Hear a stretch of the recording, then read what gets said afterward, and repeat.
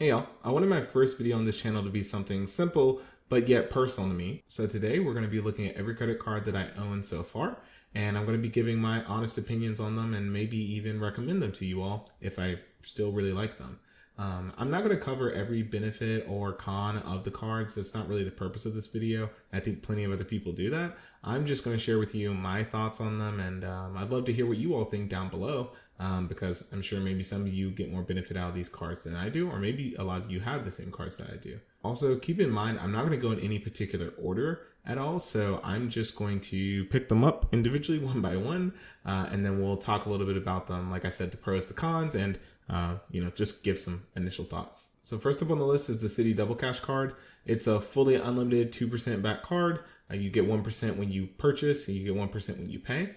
It has no annual fee, and it has the added perk of giving offers for concerts and things. So sometimes you get access to purchase certain tickets earlier, and it's really cool because it's allowed me to get some really nice tickets for some artists that I really wanted to see, but whose tickets would have normally sold out pretty much instantly in a typical market. So I really do like this card. I use it quite a bit. It is one of the two that I carry in my wallet as a daily driver, and I use it for pretty much anything that the other one isn't better at. Yeah, so it's a really great card, and I would honestly recommend it. I think it's a pretty good one for just anybody. I don't see why you wouldn't want to have a pretty generic but good 2% back card. So next up is the Wells Fargo Autograph card. This is actually my latest card that I've actually gotten, and it has 3% back on restaurant, 3% back on travel, 3% back on gas, 3% back on transportation, and 3% back on phone plans.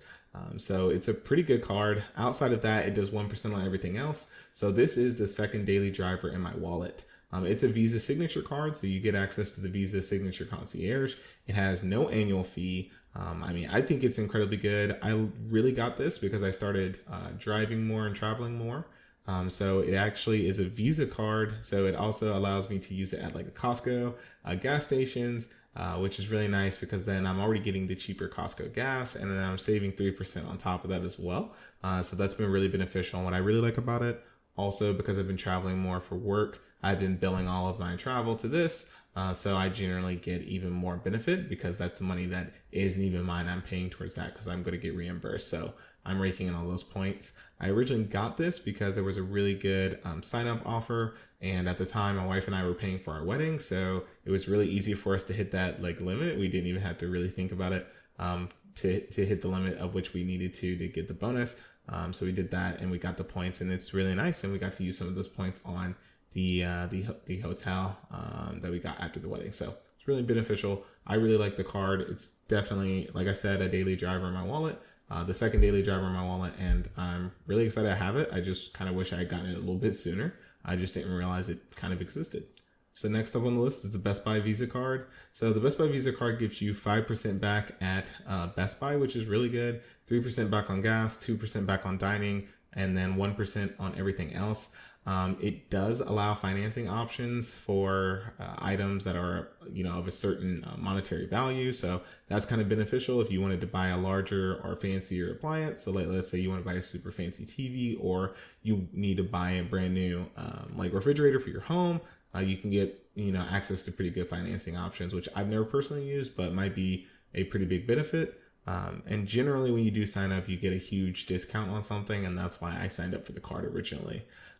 The con though, and it's a pretty big one, is that there's no true cashback. Like the points that you get are redeemed for reward certificates, for future purchases at Best Buy. So, yes, you are saving, 3% on gas, but do you want that 3% that you're saving to go to Best Buy purchases? Maybe if you shop at Best Buy a lot, but I don't. So I don't really get much value out of this card anymore.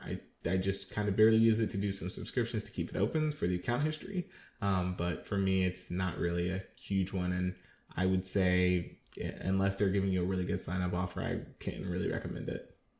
It does have no annual fee, so it does have that going for it. But like I said, between the way the points redeem and then also it doesn't have a mobile app at all. So you have to go through the website, and it's serviced by Citi, but there's no, access to it through like the Citi mobile app, right? So it's not my favorite user experience. Even when you go to the web, the web portal is not the same as Citi's web portal. So I'm just not a huge fan, and I just really can't recommend it. So next up is the Wells Fargo Platinum Visa card. So this card is actually the worst. It has no rewards, like no rewards. It's mainly a balance transfer card. It does come with Visa travel benefits, but it's not a Visa signature card, so I don't know how good they are. But yeah, this was the first credit card I actually got, which is why it's so horrible. And when I got it, I think I only had a credit limit of about 500. So it's been pretty beneficial to me just over time. Its one saving grace is that it doesn't have any sort of annual fee. But I'm pretty sure that they've fully discontinued this card now in favor of the Wells Fargo Active Cash card. Actually, if you go onto the website, into your portal for it, you can pick between replacing this with an autograph card or to the Wells Fargo Active Cash card. I wish I had known that before, because I had the autograph card I just got, I had actually applied to it.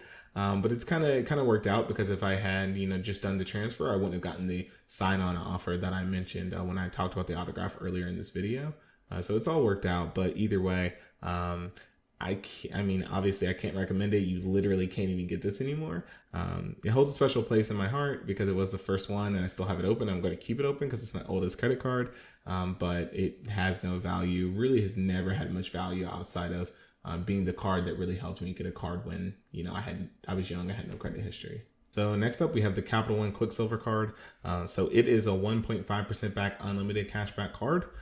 And so that's pretty nice. It also does give you a 5% back if you book your travel through the Capital One portal. I've personally never used it, but that would be a really great way for you to get additional benefit back. I would say it also has pretty good random offers.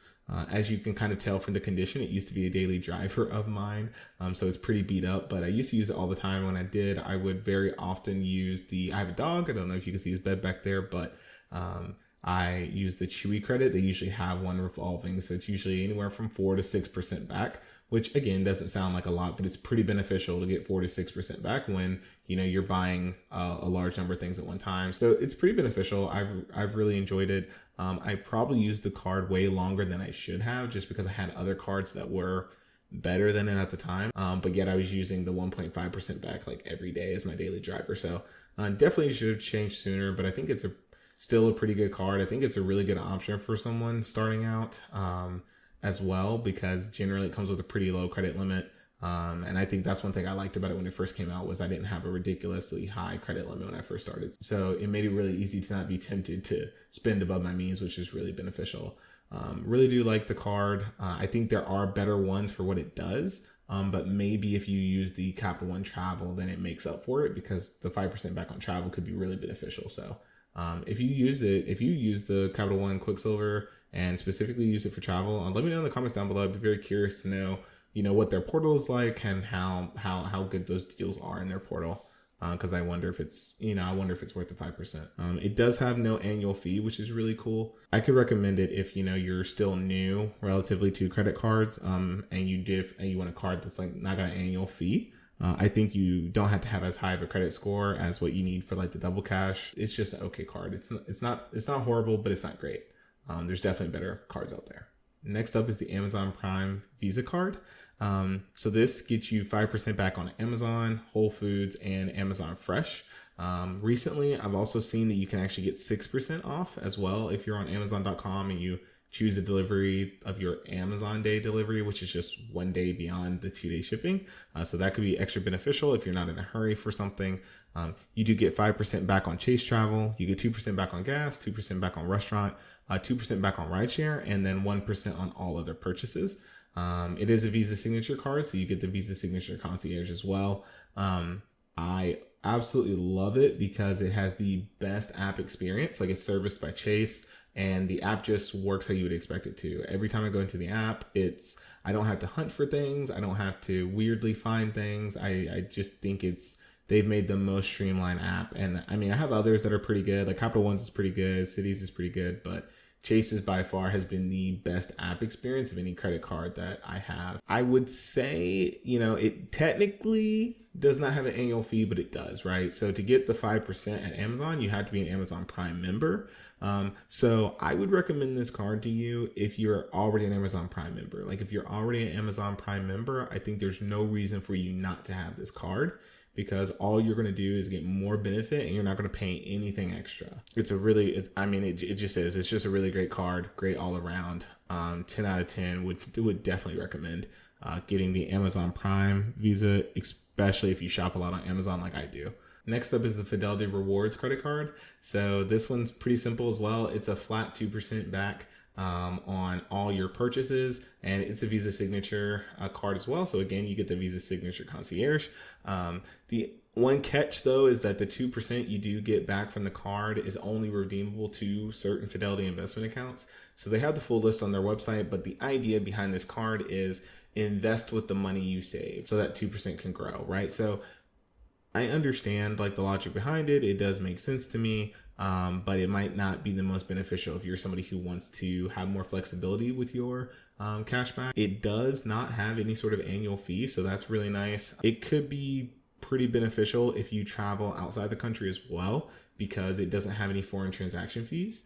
So that can be a pretty good benefit. And from what I understand, most cards that don't have foreign transaction fees are usually charge an annual fee, and usually charge a pretty high annual fee because they're travel-centric cards. Even though this isn't a travel-centric card, that is a pretty nice benefit. So if you do a lot of foreign travel, might be worth checking into. But yeah, I mean, personally for me, this is again another one I want to keep just to keep this credit history, but I don't really see a point in using this card for the most part. It's just kind of, it's pretty basic. I have other cards that just do a better job and you just get better rewards. And so last but not least, we're going to leave off with one that's kind of might be a little bit unexpected. And that is the Lowe's Advantage card. So just pretty much only really has two benefits. It has the 5% off most of the Lowe's, most purchases that happen in store. You have special financing for purchases that are over $2,000. So think large appliances or very expensive tools, et cetera, et cetera. You have no annual fee, right? So, it doesn't really cost you anything to hold on to this. And I think it's going to be great if you do a lot of projects. If you're a homeowner like myself, where I'm looking to really take advantage of that 5% is I'm trying to get into real estate investing, right? And so that involves repairing properties quite a bit. So I'm hoping to really see a good benefit there. So I'll basically keep this card for a little bit and see if it's really beneficial there. And if I find out that it's super beneficial for me in that regard, I'll make sure to update you all here on the channel as well. So that way you all can take advantage of it. I mean, it's a pretty easy one to get. I think I originally got it because they gave you like a really good deal if you, apply and are approved for it. Like I think I got $500 off of a purchase of a pretty large appliance when I did it. So that was like pretty beneficial. So definitely would highly recommend looking into it if you own a home or if you do a lot of home improvement projects of any kind. But yeah, those are all the credit cards that I've basically amassed over the last few years as I've started from my first credit card all the way up to my most recent one.